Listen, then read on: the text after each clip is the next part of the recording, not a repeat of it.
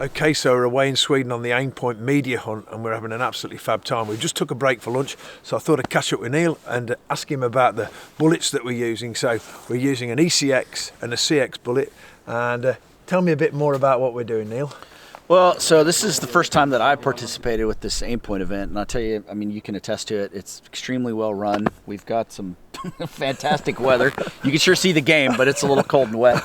But yeah, so we brought several different options for the journalists to use here, kind of dependent on what style of hunting they prefer, or even some laws that they have to adhere to in their local countries. So in some parts of Europe, non-lead bullets are really gaining ground. So we have several options there. There's the CX projectile, and then there's the ECX projectile. So the bigger difference between the two is outwardly, if you look at the CX, it's more of a Spitzer style bullet with the polymer tip, and then it's an advancement of what people would have known as the GMX about 3 years ago or something like that. That's when we introduced the CX. We refined the pressure relieving grooves on the bullet as well, makes them a little slipperier, so they go through the air a lot better, a little more aerodynamically efficient. Whereas ECX, more of a blunter profile bullet with a really big insert in there and a broad nose cavity. That's done so that it'll open up rather quickly. So you get instant expansion on animals here in Europe, particularly on a driven hunt. Now, the reason why we did the ECX was to fit, feed, and function really well in some of those traditional European chamberings where a lot of those cartridges were developed with the really long, round nose cartridges. So if you look at the ECX, it's very reminiscent of what you would think one of those big, long, round nose bullets would look like. Hard hitting. Yeah, hard hitting for sure. Both will give you a tremendous amount of penetration. About 36 inches or a meter roundabout for penetration, and a lot of weight retention. Typically 95+%. If anything, you might lose just the tip of the bullet is about all. The CX would be a good choice for like a general hunting bullet. Yeah, that's what I've been using all summer on my roebucks, but I don't think the roebuck perhaps provides it with a bigger challenge with regards to the depth of body and stuff like that. So I've been looking forward to get onto the fallow and on this trip try and shoot wild boar with them. So that's my choice here. But I see the ECX is there, and I'm going to be using the ECX after Christmas. Okay. I'm looking forward to that. So that was just me kind of getting an idea of what the difference was between them. So both hard hitting, and but the CX have perhaps got a little bit more legs if I'm going to shoot chamois. Yeah, it's definitely more aerodynamically efficient. You can just look at the bullet and see that it's built with aerodynamics in mind, whereas again, the CX is kind of a round-nosed looking bullet. But the CX is also just a result of us listening to our customers over here in Europe. There's a lot of guns chambered, some legacy firearms that are chambered in some of those old cartridges. Well, they need a specific style of bullet to work well in there.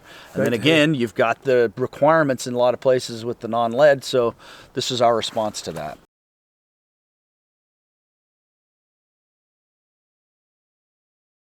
So I've been using the CX bullet, Neil, and I'm looking forward to using the ECX. So you think perhaps the ECX a little bit more up close and personal for those woodland fallowed areas? That would be a good suggestion for that. Yeah, no, it'd be great. It's a fine choice. Most of those projectiles are going to work very well at the ranges we're talking about.